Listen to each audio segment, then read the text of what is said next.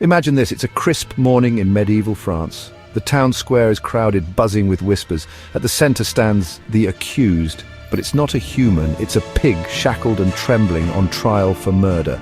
Sounds like the beginning of a twisted fairy tale, right?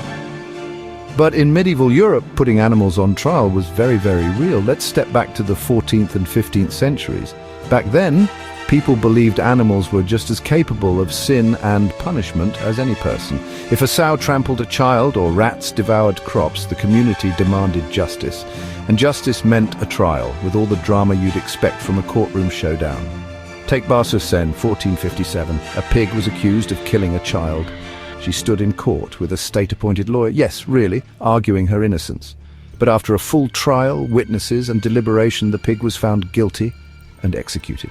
Justice had been served, according to the townsfolk, but it wasn't just pigs. Chickens, cows, horses, and even insects faced the judge. Picture this.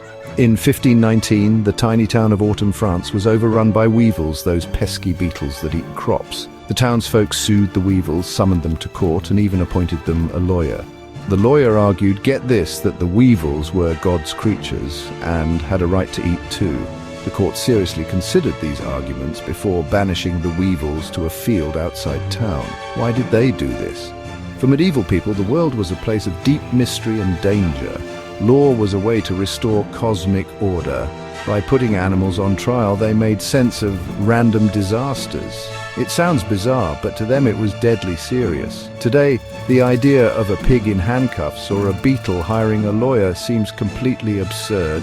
We laugh, shake our heads and wonder what they were thinking, but maybe in 500 years people will look back at our own legal oddities and ask the same questions. History is weird, unpredictable, and that's why I love it. So next time you see your cat knocking over a glass, just be grateful you don't have to take her to court. Thanks for watching. If you enjoyed this dive into the strange side of history, hit subscribe. I've got plenty more dark and curious tales to share.